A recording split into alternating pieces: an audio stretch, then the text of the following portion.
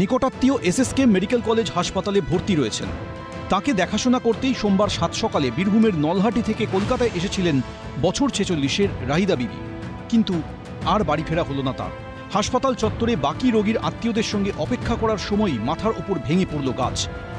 এখানেই মহিলা অপেক্ষা করছিলেন এবং তখনই এই যে গাছ দেখা যাচ্ছে, দুটি গাছ ভাঙা অবস্থায়, একটি গাছ প্রথমে ভেঙে পড়ে আরেকটি গাছের উপরে এবং তারপরে দুটি গাছই সম্পূর্ণভাবে ভেঙে পড়ে বেশ কয়েকজন এখানে আহত হন। তার মধ্যে ওই যে মহিলা রাহিদা বিবি, তার নাম, এই রাহিদা বিবি তিনি নলহাটির বাসিন্দা, তার ইতিমধ্যে মৃত্যু হয়েছে। আমরা লাইনে ছিলাম, হট করে আওয়াজ উঠলো, অনেক লোক চেঁচামেচি করতে লাগলো। তারপরে এসে দেখছি তখন মনে করেন গাছটা পড়ে গেছে। নিচে সব বসেছিল, ঘুমিয়েছিল, অনেক লোক ঘুমিয়েছিল, বারান্দার উপরে ছিল, ওখানে ছিল, এখানে ছিল।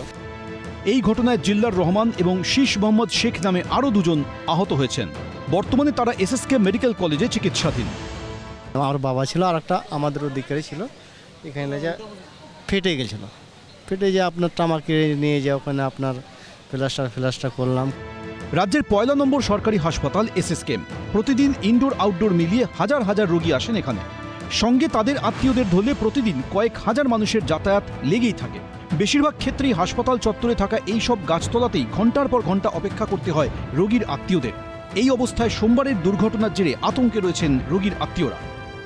সামনে হচ্ছে ইউরোলজি ডিপার্টমেন্ট এবং তার পাশেই হচ্ছে আমরা জানি যে ট্রমা কেয়ার বিল্ডিং। এই যে জায়গা আমরা রয়েছি সেখানে প্রচুর মানুষ এখনও অপেক্ষা করছেন তারা এখানে, এবং যেখানে তারা অপেক্ষা করছেন সেখানেই দেখা যাচ্ছে যে বসার জায়গা রয়েছে, অথচ এই যে বড় বড় গাছগুলো রয়েছে তারা যেখানে অপেক্ষা করেন সেখানেও এই যে গাছের টুকরো যেটা ভেঙে পড়েছে, সেই গাছের টুকরো এখনও পর্যন্ত এখানে পড়ে রয়েছে, এখনও পর্যন্ত জুতো পড়ে রয়েছে। সবাই তো আসছে এখানে চিকিৎসার জন্য এসে গাছ পড়ে যদি নিতে হয় আর অন্যজনের, কি বলবো, আতঙ্কে তো আমরাও আছি, গাছতলায় দাঁড়িয়ে আছি বৃষ্টির মধ্যে। আতঙ্ক তো এখানে মানুষের মধ্যে একটা হয়ে গেছে আপাতত, কারণ একটা ধরুন এইখানে পেশেন্টের থাকার মতো কোনো জায়গা নেই, শেড নেই, তো ওই ফাঁকা জায়গাতে আমিও দুদিন এইখানে রাত কাটিয়েছি। যদি রাত্রে হয়তো ওই গাছটা পড়তো তাহলে আরও বিপদটা খুব বেশি ঘটতো। এ বিষয়ে স্বাস্থ্যমন্ত্রী শারদ মুখোপাধ্যায়ের সঙ্গে যোগাযোগ করা হলে তার কোনো প্রতিক্রিয়া পাওয়া যায়নি। আবির দত্ত, এবিপি আনন্দ, কলকাতা। ফের কলকাতার নামী স্কুলে সাপের আতঙ্ক। হেরিটেজ স্কুলের পর এবার ভবানীপুরের মিত্র ইনস্টিটিউশন। সাপের কামড় খেয়ে হাসপাতালে ভর্তি হতে হলো এক পড়ুয়াকে।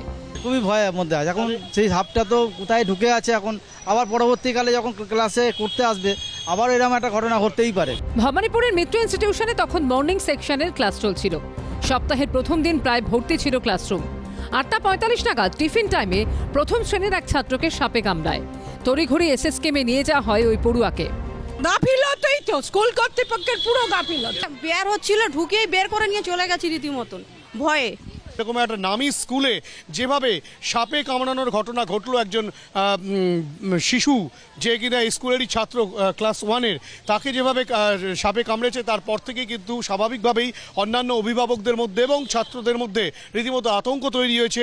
এরকম একটা লোকেশনে আশেপাশে কোনো জঙ্গল নেই, কিছু নেই, সাপ মানে দুষ্প্রাপ্য ব্যাপার। অনেক সময় কাঠবেড়ালি এসে যায়, আপনার বেজি এসে যায়, সাপ আমরা আজ অব্দি দেখিনি। এই ঘটনা ঘিরে শুরু হয়েছে রাজনৈতিক চর্চা। এটা অত্যন্ত উদ্বেগজনক, এটা নজর রাখা উচিত। এতগুলো বাচ্চা বড়সড় অঘটনের একটা ফলে এটা কি হচ্ছে? রাজ্য সরকার 100 দিনের বড় বড় কথা বলছেন, 100 দিনের বড় বড় আলোচনা করছেন, আর এদিকে স্কুলে সাপ ঢুকে বাচ্চাদের কামড়াচ্ছে, ঝুঁকি হয়ে যাচ্ছে, তো সেগুলো দেখবেন না। বছর কম্পোজিট গ্র্যান্ট পাইনি, কম্পোজিট গ্র্যান্টটা খুব ছোট, 30, 40, 50 হাজার টাকা করে পায়। সেটা দিয়েও অনেক কাজ হয় ওদের, ঝাড়াই পাছাই, একটু কার্বলিক অ্যাসিড রাখা বর্ষার সময়। এইটাই তো মমতা ব্যানার্জি বন্ধ করে রেখেছিলেন। এটা আমার কাছে ছোট ঘটনা নয়, যেহেতু আমি ওখানকার এমএলএ ভবানীপুরে, আমার এলাকার একটা বিদ্যালয়।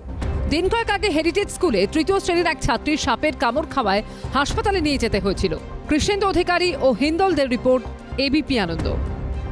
এবিপি আনন্দ, এগিয়ে থাকে, এগিয়ে রাখে।